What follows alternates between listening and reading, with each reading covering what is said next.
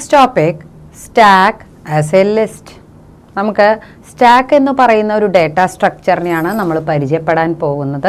ഈ സ്റ്റാക്കിലെ പ്രത്യേകതകൾ എന്തൊക്കെയാണെന്ന് നോക്കാം. ലിഫോ ആണത്, അതായത് ലാസ്റ്റ് ഇൻ ഫസ്റ്റ് ഔട്ട് എന്ന് പറയുന്നു. നമ്മൾ ഒരു ബാഗിലേക്ക് ഓരോന്നായിട്ട് ഇടുന്നു.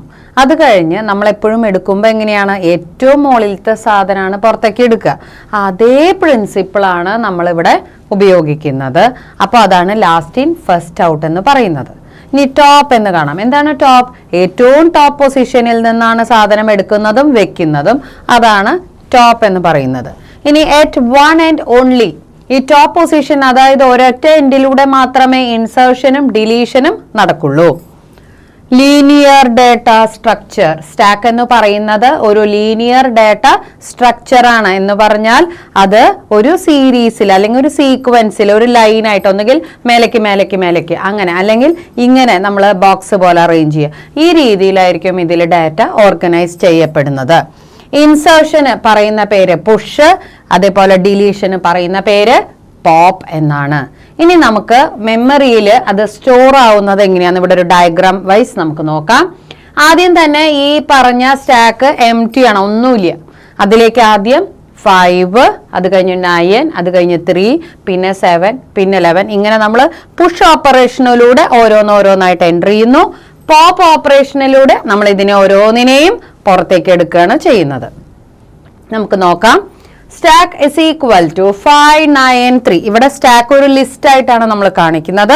5, 9, 3 അവിടെ സ്റ്റോർ ചെയ്തു. അതിനുശേഷം സ്റ്റാക്ക് ഡോട്ട് അപ്പെൻഡ് 7. അപ്പെൻഡ് എന്ന് പറയുന്ന മെത്തേഡ് യൂസ് ചെയ്യുമ്പോൾ സ്റ്റാക്ക് അതായത് ലിസ്റ്റ് എവിടെ എൻഡ് ചെയ്യുന്നു അവിടെ പുതിയ എലമെന്റ് ആയിട്ടുള്ള 7 നമ്മൾ ആഡ് ചെയ്യുന്നു. അത് കഴിഞ്ഞാൽ പ്രിന്റ് സ്റ്റാക്ക് എന്ന് പറഞ്ഞാൽ നമുക്ക് എന്താ വരിക, ഇവിടെ വീണ്ടും അപ്പെൻഡ് 11 ഉണ്ട്. അപ്പോൾ 5, 9, 3, 7, 11 എന്ന് ആഡ് ആവുന്നു നമ്മുടെ സ്റ്റാക്കിൽ. അതായത് സ്റ്റാക്ക് ആസ് എ ലിസ്റ്റ് ആണ് പറയുന്നത്. ഇനി print stack dot pop. Pop എന്ന് പറഞ്ഞാൽ ഡിലീറ്റ് ആണ്. അപ്പൊ എന്താ ഉണ്ടാവണേ നോക്കാം. പ്രിന്റ് ചെയ്യുമ്പോൾ അവിടെ 11 എന്ന വാല്യൂ ഡിലീറ്റ് ആയി. അതേപോലെ തന്നെ സ്റ്റാക്ക് ഡോട്ട് പോപ്പ് എന്ന് വീണ്ടും പറഞ്ഞു. സ്റ്റാക്ക് പ്രിന്റ് ചെയ്തപ്പോൾ 7 ഡിലീറ്റ് ആയി. അപ്പൊ ഇതുപോലെ നമുക്ക് പോപ്പ് ഫംഗ്ഷനിലൂടെ ഓരോ എലമെന്റ്സ് ആയിട്ട് ഡിലീറ്റ് ചെയ്യാനും അതുപോലെ തന്നെ നമുക്ക് അപ്പെൻഡ് ഫംഗ്ഷനിലൂടെ ഓരോന്നായിട്ട് ഇതിലേക്ക് ഇൻസേർട്ട് ചെയ്യാനും സാധിക്കുന്നു. അപ്പൊ ഇതുപോലുള്ള ഫംഗ്ഷനുകൾ യൂസ് ചെയ്യുമ്പോഴാണ് അതനുസരിച്ച് ഡിസൈർഡ് ആയിട്ടുള്ള ഔട്ട്പുട്ട് നമുക്ക് ജനറേറ്റ് ചെയ്യാൻ സാധിക്കുന്നത്. അപ്പോൾ ഇത്രയും കാര്യങ്ങളാണ് നമ്മൾ സ്റ്റാക്കിലൂടെ ചെയ്യുന്നത്. അപ്പോൾ ഈ റെഡിമെയ്ഡ് ഫംഗ്ഷൻസ് ഉള്ളത് കൊണ്ട് നമുക്ക് വളരെ എളുപ്പത്തിൽ നമുക്ക് ആവശ്യമായിട്ടുള്ള ഔട്ട്പുട്ട് ജനറേറ്റ് ചെയ്യാൻ സാധിക്കുന്നു.